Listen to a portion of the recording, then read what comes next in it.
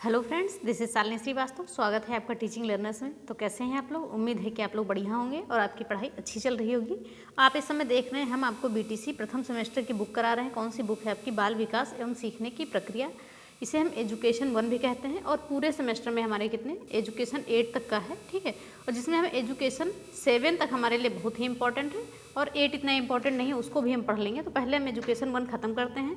और जैसा कि हमने कहा था कि बुक ख़त्म होने के बाद इस बुक की पूरी PDF हम आपको प्रोवाइड कराएंगे अपने टेलीग्राम चैनल पे, बुक की PDF और साथ में इसके शॉर्ट नोट्स, ठीक है, जहाँ से आपको तैयारी करने में आसानी हो जाए।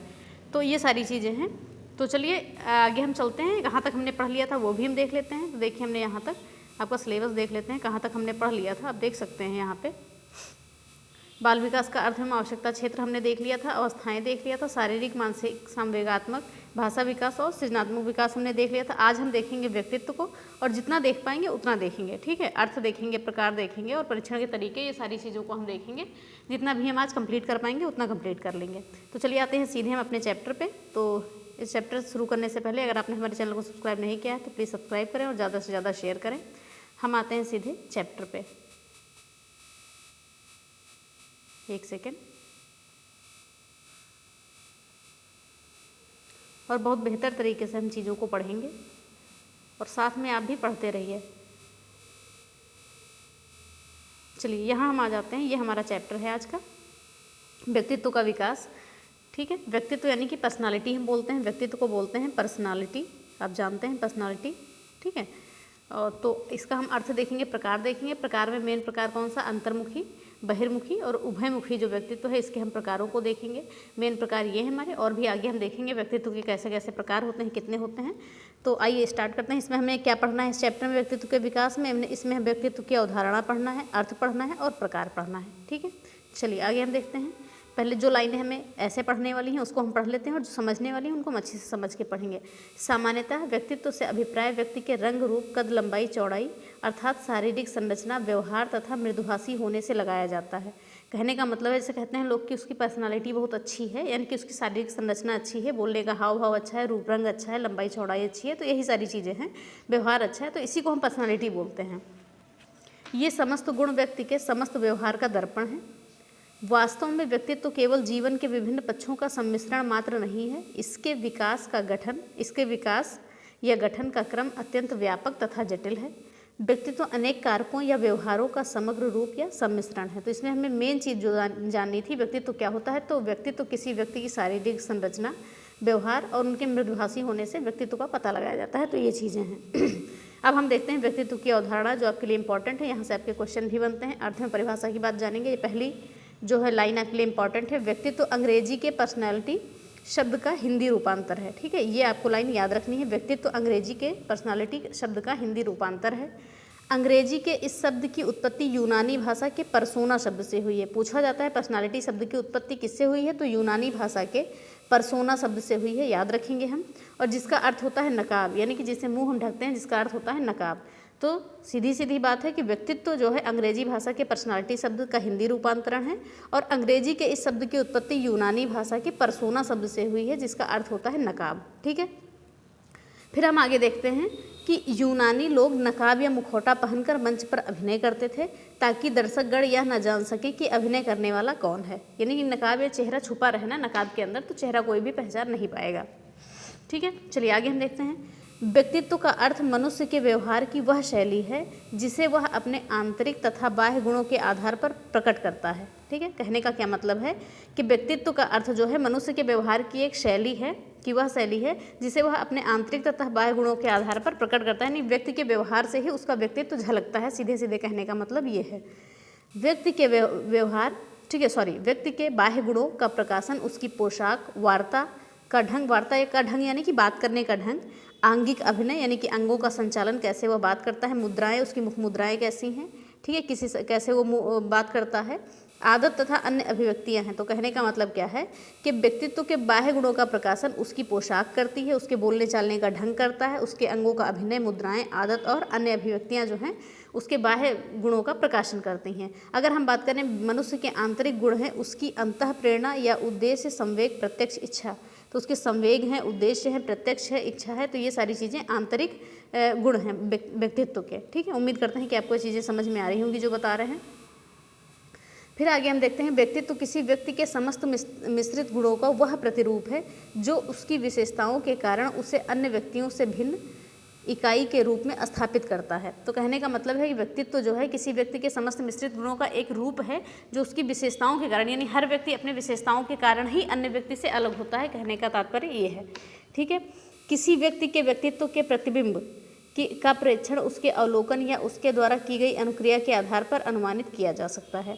अब आती हैं कुछ परिभाषाएं कुछ मनोवैज्ञानिकों के अनुसार, ये आपको याद रखनी है। इसमें की पॉइंट हम बताएंगे कैसे आपको याद करना है, और यही आपको इंपॉर्टेंट है, परिभाषा यहाँ से आपकी पूछी जाती है। तो सबसे पहले मन के अनुसार हम देखेंगे मन ने क्या कहा है। तो मन के अनुसार हम देखते हैं मन ने क्या कहा है कि व्यक्तित्व एवं व्यक्ति के गठन, ठीक है, व्यक्तित्व एवं व्यक्ति के गठन, व्यवहार के तरीकों, रुचियों, दृष्टिकोणों, क्षमताओं और तरीकों का सबसे विशिष्ट संगठन है। ठीक है, तो इन्होंने सीधे सीधे क्या कहा है कि व्यवहार के तरीकों, रुचियों, दृष्टिकोणों, क्षमताओं और तरीकों का सबसे विशिष्ट संगठन है व्यक्तित्व एवं व्यक्ति। ठीक है, तो ये चीज़ें इन्होंने की है मन ने, यानी मन ने सीधे सीधे मन ने व्यवहार की बात की है। ठीक है, कि मन होगा तभी हम व्यवहार करेंगे, तभी अपनी रुचियाँ प्रदर्शित करेंगे और दृष्टिकोण अपने बताएंगे, तो ऐसे आप रिलेट कर सकते हैं। और बिग व हंट के अनुसार हम देखेंगे, कहा गया है इसमें कि व्यक्तित्व एक व्यक्ति के संपूर्ण व्यवहार, प्रतिमान और इसकी विशेषताओं के योग का उल्लेख करता है। तो बिग व हंट ने क्या कहा है कि व्यक्तित्व एक व्यक्ति के संपूर्ण व्यवहार प्रतिमान, व्यक्तित्व जो है किसी व्यक्ति का जो संपूर्ण व्यवहार प्रतिमान है और उसकी जो विशेषताएं हैं उनके योग का उल्लेख करता है। तो आप ऐसे जान जाएंगे कि बिग लिखा है, बिग यानी कि संपूर्ण व्यवहार प्रतिमान और उसके विशेषताओं का योग का उल्लेख करता है। फिर आगे है वार्ने के अनुसार, वार्ने ने क्या कहा है कि व्यक्तित्व व्यक्ति का संपूर्ण मानसिक संगठन है। वार्ने ने क्या कहा है कि व्यक्तित्व व्यक्ति का संपूर्ण मानसिक संगठन है जो उसके विकास की किसी भी अवस्था में होता है। ठीक है, रैक्स ने कहा है व्यक्तित्व समाज द्वारा मान्य तथा अमान्य गुणों का संगठन है। रैक्स ने क्या कहा है कि व्यक्तित्व जो है समाज के द्वारा मान्य तथा अमान्य गुणों का संगठन है। तो ये परिभाषाएं हो गई, हम एक बार और देख लेते हैं जल्दी से। देखिए मन ने क्या कहा है कि व्यक्तित्व एवं व्यक्ति के गठन, व्यवहार के तरीकों, रुचियों, दृष्टिकोणों, क्षमताओं और तरीकों का सबसे विशिष्ट संगठन है। फिर अगली परिभाषा बिग व हंट के अनुसार क्या है, व्यक्तित्व एक व्यक्ति के संपूर्ण व्यवहार प्रतिमान और इसकी विशेषताओं के योग का उल्लेख करता है। फिर अगला है वार्ने के अनुसार, इन्होंने कहा है कि व्यक्तित्व व्यक्ति का संपूर्ण मानसिक संगठन है जो उसके विकास की किसी अवस्था में होता है। फिर अगली परिभाषा दी है रैक्स ने, इन्होंने कहा है व्यक्तित्व समाज द्वारा मान्य तथा अमान्य गुणों का संगठन है। तो ये परिभाषाएं हो गई। तो ये सारी परिभाषाएं हमारी हो गई। अब हम देखते हैं व्यक्तित्व के प्रकार को, सीधे आ जाते हैं। तो कुछ तरीके से व्यक्तित्व के प्रकार को बताए गए हैं। ये वाले प्रकार आपके बहुत ही ज़्यादा इंपॉर्टेंट हैं, यहाँ से सीधा सीधा आपका पूछा जाता है क्वेश्चन। तो हम बात करेंगे यहाँ व्यक्तित्व के प्रकार की। क्या लिखा हुआ है कि व्यक्तित्व के संदर्भ में अलग अलग शिक्षा शास्त्रियों ने अपने विचार पृथक पृथक प्रकट किए हैं, यानी कि हर मनोवैज्ञानिक ने, हर शिक्षा शास्त्री ने अपने विचार अलग अलग प्रकट किए हैं। इनमें से निम्नांकित 3 वर्गीकरण साधारणतः स्वीकार किया जाता है, पर सबसे महत्वपूर्ण अंतिम वाला माना जाता है, यानी कि सबसे महत्वपूर्ण ये जो है आपका मनोवैज्ञानिक प्रकार ये माना जाता है, कहने का मतलब है। ठीक है, कौन कौन सा? शरीर रचना के प्रकार, शरीर रचना प्रकार, समाजशास्त्रीय प्रकार और मनोवैज्ञानिक प्रकार। तो सबसे पहले हम देखते हैं क्या है आपका शरीर रचना प्रकार के आधार पर। ठीक है, पहला क्या है आपका शरीर रचना प्रकार के आधार पर। ठीक है, तो इसमें क्या है कि जर्मन के विद्वान क्रेस्मर, इंपॉर्टेंट नाम है, सीधे सीधे आपका पूछा जाता है कि क्रेस्मर ने व्यक्तित्व को कितने भागों में विभाजित किया है, व्यक्तित्व के कितने प्रकार बताए हैं, किसने? क्रेस्मर ने। सीधा सीधा क्वेश्चन पूछा जाता है, भूलिएगा नहीं। तो जर्मन विद्वान क्रेस्मर ने शरीर रचना के आधार पर व्यक्तित्व के 3 प्रकार बताए हैं। पहला है शक्तिहीन, दूसरा है खिलाड़ी, तीसरा है नाटा। याद रखेगा, शरीर रचना के आधार पर क्रेस्मर ने व्यक्तित्व के 3 प्रकार बताए हैं। कौन कौन से? शक्तिहीन, खिलाड़ी और नाटा। बहुत ही मोस्ट इंपॉर्टेंट, लगा लीजिए, यहाँ से क्वेश्चन आपके 100% बनते हैं, याद रखिएगा। फिर अगला हमारा प्रकार आता है समाज शास्त्रीय प्रकार। ठीक है, अगला फिर हमारा क्या आता है? समाज शास्त्रीय प्रकार। समाज शास्त्रीय प्रकार के बारे में हम बात करेंगे। तो यहाँ पर बात की गई है आपकी स्प्रेंगर ने जो है अपनी पुस्तक में कौन सी टाइप्स ऑफ मेन, स्प्रेंगर ने अपनी पुस्तक टाइप्स ऑफ मेन में व्यक्ति के सामाजिक कार्यों और स्थिति के आधार पर व्यक्तित्व को 6 प्रकार बताए हैं, व्यक्तित्व के 6 प्रकार बताए हैं। तो सीधा सीधा सुनिए, समाजशास्त्रीय प्रकारों के आधार पर स्प्रेंगर ने व्यक्तित्व के 6 प्रकार बताए हैं, याद रखिएगा। कौन कौन से सैद्धांतिक प्रकार, राजनीतिक प्रकार, आर्थिक प्रकार, धार्मिक प्रकार, सामाजिक प्रकार, कलात्मक प्रकार। बहुत ही ज़्यादा इंपॉर्टेंट है, सारे क्वेश्चन बहुत ही ज़्यादा इंपॉर्टेंट है। यहाँ से क्वेश्चन आपके 100% बनते हैं, 100% बनने की संभावना होती है। व्यक्तित्व चैप्टर आपका बहुत ही इंपॉर्टेंट है, खासकर ये सारे प्रकार। तो चलिए शरीर रचना प्रकार एक बार हम और देख लेते हैं। शरीर रचना प्रकार, शरीर रचना के आधार पर क्रेस्मर ने व्यक्तित्व को 3 भागों में बांटा है, शक्तिहीन, खिलाड़ी और नाटा, याद रखिएगा। फिर अगला हम बात करेंगे समाजशास्त्रीय प्रकार के आधार पर, सामाजिक कार्यों के आधार पर स्प्रेंगर ने व्यक्तित्व को 6 भागों में बांटा है। कौन कौन से हैं? सैद्धांतिक, राजनीतिक, आर्थिक, धार्मिक, सामाजिक और कलात्मक। फिर अगला हमारा आता है मनोवैज्ञानिक प्रकार, ठीक है, मोस्ट इंपॉर्टेंट ये भी है आपका, सारे इंपॉर्टेंट है, याद रखिएगा। आगे और भी चीज़ें आएंगी, अगले चैप्टर में आएंगी, अगली बुक में आएंगी। शेल्डन ने भी 3 प्रकार से व्यक्तियों को बांटा था, गोलाकार, आयताकार, लंबाकार, तो ये सारी चीज़ें थी। चलिए हम आगे देखते हैं। मनोवैज्ञानिक प्रकार के आधार पर देखते हैं कि मनोवैज्ञानिकों ने मनोवैज्ञानिक लक्षणों के आधार पर व्यक्तित्व का वर्गीकरण किया है। मनोविश्लेषणवादी युग, ये युंग एक वैज्ञानिक है, यहाँ पे युग लिखा है लेकिन ये युंग है, युंग या जुंग कहा जाता है, इनको याद रखिएगा, इनको कहा जाता है युंग या जुंग। कहीं कहीं पर युंग लिखा रहता है, कहीं कहीं पर जुंग लिखा रहता है, ठीक है, तो ये नाम मत भूलिएगा, यहाँ पर थोड़ा सा गलत लिखा हुआ है, तो युंग है, ठीक है, यहाँ पे बिंदी रख देते हैं, युंग है। युंग ने व्यक्तित्व को 2 भागों में बांटा है, कौन कौन से? अंतर्मुखी और बहिर्मुखी, ठीक है, तथा दोनों के मिश्रित को क्या कहते हैं? उभयमुखी कहते हैं, लेकिन प्रकार जो है 2 ही बताए गए हैं, उभयमुखी, दोनों के मिले हुए रूप को हम कहते हैं उभयमुखी। तो मनोवैज्ञानिक प्रकार अगर पूछा जाए व्यक्तित्व का मनोवैज्ञानिक प्रकार किसने दिया है? तो युंग ने दिया है। 2 प्रकार के कौन कौन से? अंतर्मुखी और बहिर्मुखी, याद रखेंगे हम। युंग या जुंग नाम है वैज्ञानिक का, मनोवैज्ञानिक का, याद रखेंगे। तो पहले हम देखते हैं अंतर्मुखी व्यक्तित्व के बारे में जान लेते हैं कि ऐसे व्यक्तित्व का व्यक्ति चिंतनशील होता है। अगर पूछा जाए कि अंतर्मुखी व्यक्ति कैसा होता है, उसका व्यक्तित्व कैसा होता है, तो सबसे पहले हम देखेंगे चिंतनशील होता है, तथा वह अपनी ही ओर केंद्रित रहता है, तथा वह अपने में ही व्यस्त रहता है, यानी कि कहने का मतलब है अपनी ही ओर केंद्रित रहता है, यानी कि अपने में ही व्यस्त रहता है। इस व्यक्तित्व के लक्षण, स्वभाव, आदतें, अभिवृत्तियाँ आदि बाह्य रूप से प्रकट नहीं होती हैं। ये जो है इनकी जो आदतें हैं, स्वभाव हैं, लक्षण हैं, ये सारी बाहर यानी कि बाह्य रूप से प्रकट नहीं होती हैं, इसीलिए इनको अंतर्मुखी कहा जाता है। यानी कि अंतर्मुखी यानी अंदर ही अंदर सोचने वाले, अंदर ही अंदर अपने मन से, यानी कि कम बात करने वाले, लोगों से मिलने जुलने वाले कम, ऐसी चीज़ें हैं। इसका विकास बाह्य रूप में न होकर आंतरिक रूप में होता है। अंतर्मुखी व्यक्तित्व की निम्नलिखित विशेषताएं हैं, तो ध्यान से सुनिएगा। ऐसे व्यक्ति का बाह्य जगत की वस्तुओं से कम अनुराग होता है, यानी कि बाह्य वस्तुओं से, बाह्य जगत की वस्तुओं से कम घुल मिल पाते हैं। ये एकांकी होते हैं, यानी कि अकेले होते हैं। ये कर्तव्य परायण होते हैं तथा समय का सदैव ध्यान रहते हैं, यानी कि ये कर्तव्य परायण होते हैं, अपने कर्तव्य के प्रति दृढ़ होते हैं और समय का ध्यान रखते हैं, समय को बर्बाद नहीं करते हैं, ठीक है। फिर और भी इनकी परिभाषाएं और भी इनकी हैं, हम देख लेते हैं, ध्यान से सुनिएगा चीज़ों को। यह व्यवहार कुशल नहीं होते हैं। कोई भी व्यक्ति है अगर वो अंतर्मुखी होगा, वो सामाजिक नहीं होगा, दूसरों से बोलेगा चालेगा नहीं, तो व्यवहार कुशल वो नहीं हो सकता है, ठीक है। हंसी मजाक एवं व्यर्थ के छलों आदि में नहीं फंसते हैं ये। युंग ने अंतर्मुखी व्यक्तियों को विचार प्रधान, भाव प्रधान, तर्क प्रधान व दिव्यदृष्टि प्रधान, यानी 4 भागों में बांटा है। तो सीधा सीधा कह सकते हैं कि अंतर्मुखी व्यक्तित्व को युंग ने 4 भागों में बांटा है। कौन कौन से? विचार प्रधान, भाव प्रधान, तर्क प्रधान और दिव्यदृष्टि प्रधान, याद रखेंगे नाम। ये चिंताग्रस्त होते हैं, अपनी वस्तुओं व कष्टों के प्रति सजग होते हैं, यानी कि ये चीज़ों की चिंता करते हैं, अपनी वस्तुओं एवं कष्टों के प्रति सजग होते हैं। ये भाव प्रधान होते हैं, आत्मचिंतन करते हैं, ठीक है, तथा आत्मोदर हेतु लीन रहते हैं। ये भाव प्रधान होते हैं, भावों को समझते हैं, अपने आप चिंतन करते हैं और आत्मोदर हेतु लीन रहते हैं। ये स्वयं के लिए चिंतनशील होते हैं और शांत मुद्रा में रहते हैं, तो जाहिर सी बात है शांत मुद्रा में अंतर्मुखी व्यक्ति रहेगा। अच्छे लेखक होते हैं ये, परंतु अच्छे वक्ता नहीं होते हैं। वक्ता यानी कि बोलने वाले। देखिए जब व्यक्ति अंतर्मुखी है, वो ज़्यादा बोलता चालता नहीं है, तो अच्छा वक्ता नहीं हो सकता, लेकिन अच्छा लेखक भी हो सकता है और अच्छा श्रोता भी हो सकता है, ठीक है। चिंतन का धरातल प्रबल होता है इनके, ठीक है। ये प्रायः प्रतिक्रियावादी होते हैं, यथार्थ को अपने स्वभाव के अनुरूप ढालने का प्रयास करते हैं। तो ये हो गया आपका अंतर्मुखी व्यक्ति। तो 1-2 बार आप वीडियो देखेंगे, समझ जाएंगे कि ये व्यक्तित्व जो है इनका विकास आंतरिक रूप से ही हो जाता है, इसीलिए इन्हें क्या कहते हैं? अंतर्मुखी व्यक्तित्व कहते हैं। अब आते हैं बहिर्मुखी व्यक्तित्व पे, ठीक है। बहिर्मुखी व्यक्तित्व पर ये वर्गीकरण किसने किया है? युंग ने किया है। किसके आधार पर? मनोवैज्ञानिक आधार पर। ऐसे व्यक्तित्व वाले व्यक्ति की रुचि बाह्य जगत में होती है, ठीक है। हमने कहा था उसमें ये आत्मचिंतनशील होते हैं, हमने इसमें कहा है कि बाह्य जगत में होती है। वे अपने विचारों और भावनाओं को स्पष्ट रूप से व्यक्त करते हैं। जो बहिर्मुखी व्यक्तित्व वाले व्यक्ति होते हैं अपने विचारों को और अपने भावनाओं को स्पष्ट रूप से व्यक्त कर पाते हैं, कोई भी झिझक नहीं होती है इनके अंदर। वे संसार के भौतिक और सामाजिक लक्ष्यों में विशेष रुचि रखते हैं। ठीक है, ये जो है संसार के भौतिक और सामाजिक लक्ष्यों में विशेष रुचि रखते हैं। उनकी कुछ विशेषताएँ हैं, निम्नलिखित हैं, हम आगे देखते हैं। इनमें कार्यकुशलता की मात्रा अंतर्मुखी से अधिक होती है, इम्पॉर्टेंट है। ठीक है, ये सबको प्रसन्न करने वाले होते हैं और प्रशंसकों से घिरे रहने की कामना करते हैं। ये विचार प्रधान होते हैं, व्यवहार कुशल होते हैं तथा निर्णय भी भावों के अनुरूप ही लेते हैं। फिर अगला है वातावरण के साथ आसानी से अनुकूल कर लेते हैं। जो बहिर्मुखी व्यक्तित्व वाले व्यक्ति होते हैं, जो जैसा वातावरण पाते हैं वैसे ही अपने आप को अनुकूल कर लेते हैं। फिर अगला है कि ये आत्मचिंतनशील नहीं होते हैं। ठीक है, ये अपने ही अंदर अंदर नहीं सोचते रहते हैं, परंतु सभी के विचारों के आधार पर विचार प्रकट करते हैं। बाह्य क्रियाओं की ओर संवेदनशील होते हैं। ये धारा प्रवाह बोलने वाले होते हैं।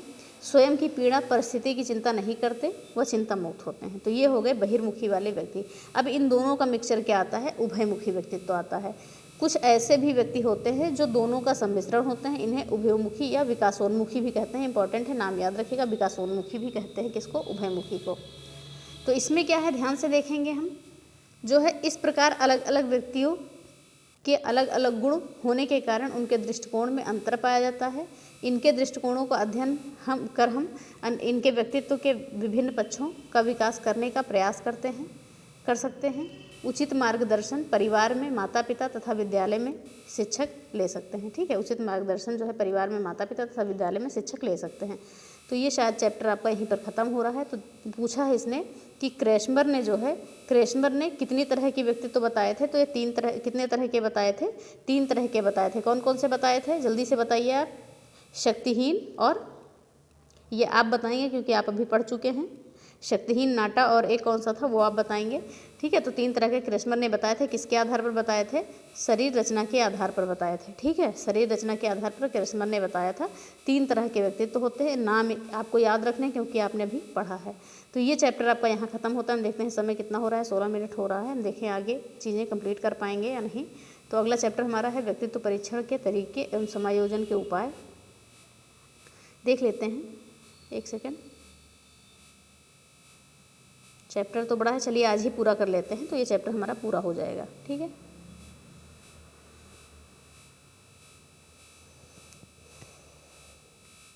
और आप जो है अपने हिसाब से पढ़ते रहिएगा, कोई ज़रूरी नहीं कि आप एक ही साथ पढ़ें, लेकिन चीज़ों को जल्दी ख़त्म करना है तो इसलिए हम जल्दी कर रहे हैं। ठीक है, तो पहले हम देखते हैं व्यक्तित्व परीक्षण के तरीके एवं उपाय, कि व्यक्तियों का परीक्षण कैसे होता है और उनके समायोजन के उपाय क्या हैं। इन सभी चीज़ों को हम देखेंगे। एक सेकेंड, चलिए अब हम शुरू करते हैं व्यक्तित्व परीक्षण के तरीके। पहले हम व्यक्तित्व परीक्षण के तरीके पढ़ेंगे, अगर समय बचता है तो फिर हम समायोजन के उपाय पढ़ेंगे, नहीं तो हम इसको कल पढ़ेंगे। ठीक, कोई समय भी हमारे पास बहुत है और बहुत अच्छे तरीके से हम चीज़ों को समझ के पढ़ेंगे। और ये सारी बुक्स को जब हम ख़त्म कर लेंगे, सारी चारों सेमेस्टर की बुक को, फिर हम आपका टॉपिक वाइज बहुत अच्छे तरीके से और भी चीज़ें जो एडवांस चीज़ें हैं वो भी चीज़ें हम बताएंगे। तो आप हमारे चैनल पर ऐसे बने रह सकते हैं। तो चलिए हम बात करते हैं, इसमें हम क्या पढ़ेंगे, व्यक्तित्व परीक्षण की विधियाँ पढ़ेंगे। ठीक है, व्यक्तित्व परीक्षण की विधियाँ पढ़ेंगे। अगर समय बचता है तो समायोजन का अर्थ पढ़ेंगे, उपाय, नहीं तो इसको हम कल पढ़ लेंगे। ठीक है, चलिए बात करते हैं यहाँ पर व्यक्तित्व परीक्षण के तरीके की। तो मानव विकास के साथ साथ उसके व्यक्तित्व का निर्धारण करना एक समस्या हो रही है। वर्तमान समय में संपूर्ण व्यक्तित्व का मूल्यांकन आवश्यक नहीं माना जाता है, बल्कि किसी प्रयोजन हेतु व्यक्तित्व का मापन आवश्यक होता है। अतः व्यक्तित्व मापन की विभिन्न विधियाँ अलग अलग प्रयोजनों में प्रयोग की जाती हैं। ठीक है, तो अब हम देखते हैं व्यक्तित्व परीक्षण या मापन की विधियाँ कौन कौन सी हैं।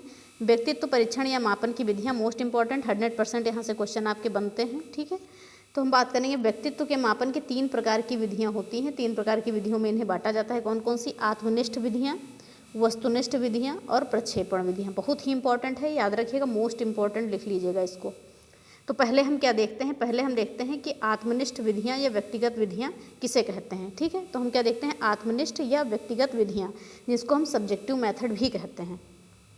चलिए आगे देखते हैं कि इन विधियों के माध्यम से हम व्यक्ति संबंधी सूचना उसी व्यक्ति से या उसके मित्रों अथवा संबंधियों से प्राप्त कर लेते हैं। तो जो आत्मनिष्ठ या व्यक्तिगत विधि है, तो इसमें है अगर हम किसी व्यक्ति से संबंधित सूचना, उसके संबंध में अगर हम सूचना प्राप्त करनी है तो हम या तो उसी व्यक्ति से पूछेंगे, या तो उसके मित्रों से पूछेंगे, या उसके संबंधियों से या रिश्तेदारों से पूछ लेंगे। तो ये सारी चीज़ें हैं।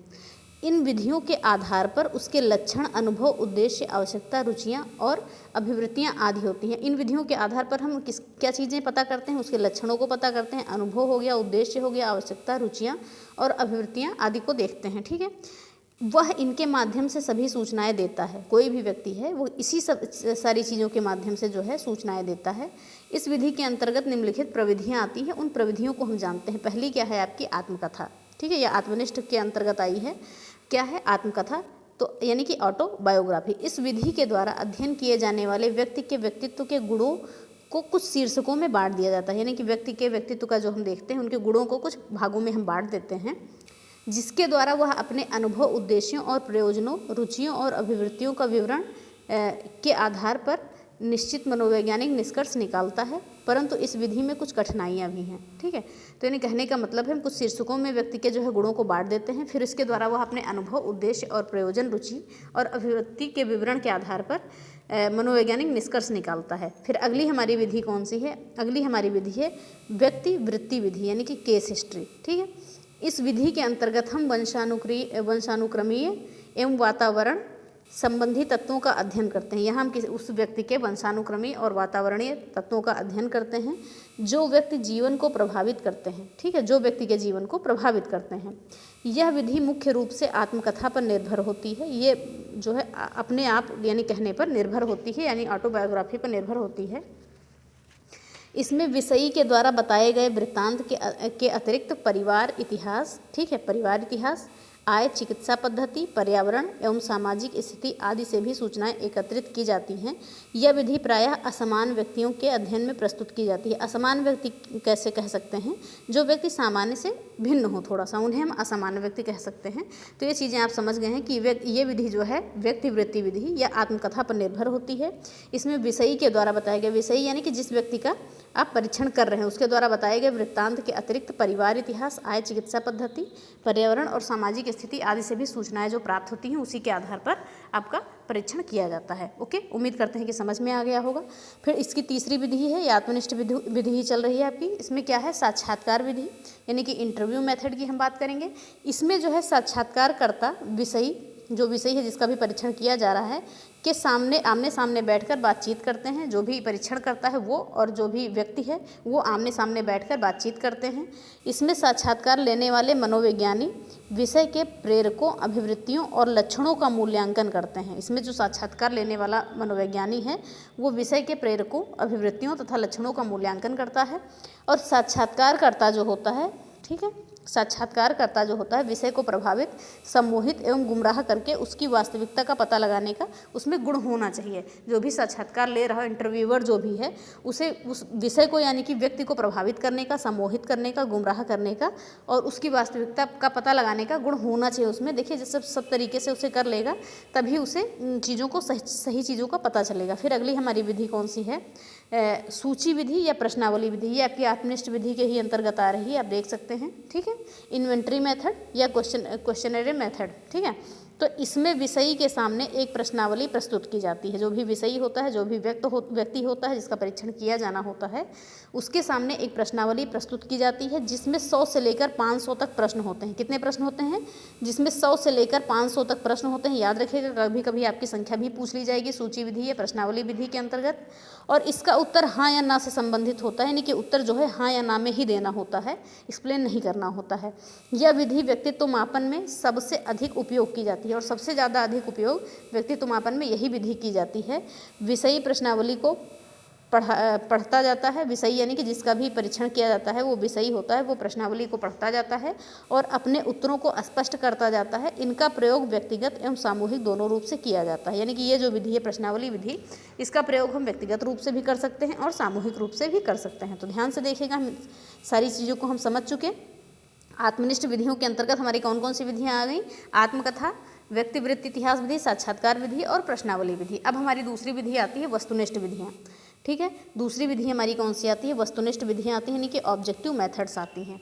ठीक है, चलिए इधर खिसकाते हैं एक सेकेंड। ओके, हम देखते हैं कि ये विधियाँ इस तथ्य पर आश्रित हैं कि उसका प्रत्यक्ष व्यवहार अवलोकनकर्ता को कैसा लगता है। वस्तुनिष्ठ विधियों में क्या होता है, इसमें ये देखा जाता है कि उसका जो प्रत्यक्ष व्यवहार है वो अवलोकनकर्ता को कैसा लगता है। ये विधियाँ भी बुद्धि, रुचि और अभिरुचि को आधार मानकर क्रियाशील होती हैं। तो ये भी जो हैं बुद्धि को, रुचि को और अभिरुचि को आधार मानकर क्रियाशील होती हैं। इसके प्रतिपादकों का विचार है कि व्यक्तित्व को समझने के लिए विषयी को जीवन के पर्यावरण में रखकर देखना चाहिए ताकि उसकी आदतें, लक्षण और चारित्रिक विशेषताएं प्रकट हो सकें। वस्तुनिष्ठ विधि के प्रयोग की विभिन्न विधियां हैं। तो कुछ विधियां इनकी भी हैं, इनको भी हम देख लेते हैं। तो पहले क्या आती है, सबसे पहले हम आती है नियंत्रित परीक्षण यानी कि कंट्रोल्ड ऑब्जर्वेशन। ठीक है, नियंत्रित परीक्षण यानी कि कंट्रोल ऑब्जर्वेशन। तो इसको हम देख लेते हैं कौन सी विधि है आपकी ये। इस विधि का प्रयोग मनोवैज्ञानिक प्रयोगशाला में ही संभव है। ठीक है, ये हम ऐसे नहीं कर सकते, मनोवैज्ञानिक प्रयोगशाला में ही इस विधि का परीक्षण जो है संभव है, क्योंकि पर्यावरण एवं विषयी को नियंत्रण में लेकर कार्य करना कठिन है। इसमें विषयी को कमरे में अकेला बैठाकर कोई कार्य करने को लिए दिया जाता है। विषयी यानी कि जिसका भी परीक्षण किया जाता है उसको कमरे में अकेला बैठाया जाता है और कोई ना कोई कार्य करने के लिए दे दिया जाता है तथा उसकी क्रियाओं, हाव भाव तथा प्रक्रिया का अवलोकन इस रूप से किया जाता है कि विषय निरीक्षणकर्ता को न देख पाए। यानी कि वो बैठाकर लोग निरीक्षण करते हैं उसका, और ऐसा करते हैं कि उसका भी जो हाव भाव है, प्रक्रिया है, उन सारी चीज़ों का अवलोकन निरीक्षणकर्ता करें, लेकिन वो व्यक्ति जो है निरीक्षणकर्ता को न देख पाए। वर्तमान समय में विषयी के व्यवहार को चलचित्र के माध्यम से भी नोट किया जाता है। इस प्रकार से संपूर्ण व्यक्तित्व का मूल्यांकन किया जाता है। तो ये नियंत्रित विधि क्या है, सीधी सीधी बात कि जो भी है व्यक्ति है उसको एक कमरे में बंद कर दिया जाता है और उसको कोई काम करने के लिए दे दिया जाता है और उसके हाव भाव और प्रक्रिया पर पूरी नज़र रखता है परीक्षणकर्ता, और वो जो है व्यक्ति परीक्षणकर्ता को देख नहीं पाता है। ठीक है, बस ये सीधे सीधे आपका निष्कर्ष यही था। फिर आगे हमारा क्या है, आगे हमारा क्रम निर्धारण मापनी यानी कि रेटिंग स्केल। क्रम निर्धारण मापनी में गुणात्मक व्यवहार का अवलोकन किया जाता है। इसमें एक लंबी रेखा के नीचे खंडशः यानी खंड में कुछ विवरणात्मक विशेषण या वाक्यांश लिखे रहते हैं। इसके एक सिरे पर वाक्यांश की चरम सीमा होती है और दूसरे पर विपरीत गुणों की चरम सीमा होती है।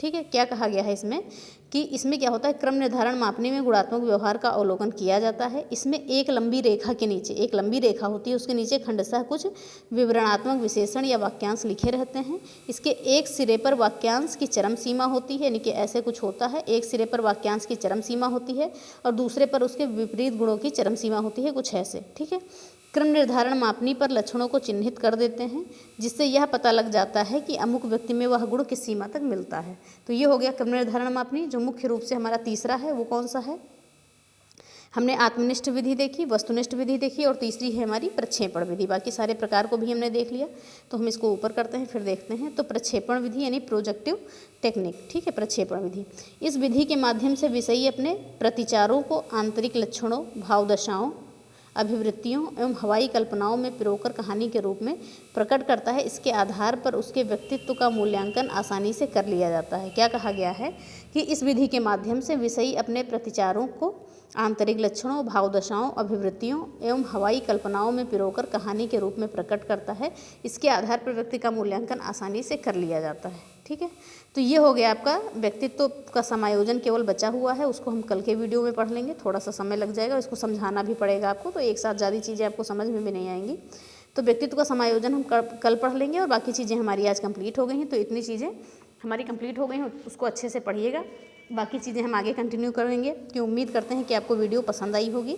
ठीक है, वीडियो पसंद आई होगी तो अगर वीडियो आपको पसंद आए तो प्लीज़ वीडियो को लाइक करें, शेयर करें, चैनल को सब्सक्राइब करें, साथ में बेल आइकन दबाना ना भूलें। और हाँ, ज़्यादा से ज़्यादा शेयर करिए क्योंकि सबके काम आने वाली है। वो चाहे आप यूपी टेट कर रहे हो, चाहे सी टेट कर रहे हो, चाहे DSSB की तैयारी कर रहे हो या KVS की कर रहे हो, खासकर सुपर टेट तो है ही आपका। ठीक है, और ये बुक आपके लिए बहुत ही इंपॉर्टेंट है। बुक रीडिंग अच्छे से करिए, पूरी बुक कंप्लीट करने के बाद ही हम क्या करेंगे, आपका फिर से हम टॉपिक वाइज अच्छे से लेके आएंगे चीज़ों को, जैसा कि आपका बाल विकास है, जीवन कौशल है, शिक्षण कौशल है, इन सभी चीज़ों को हम लेकर आएंगे।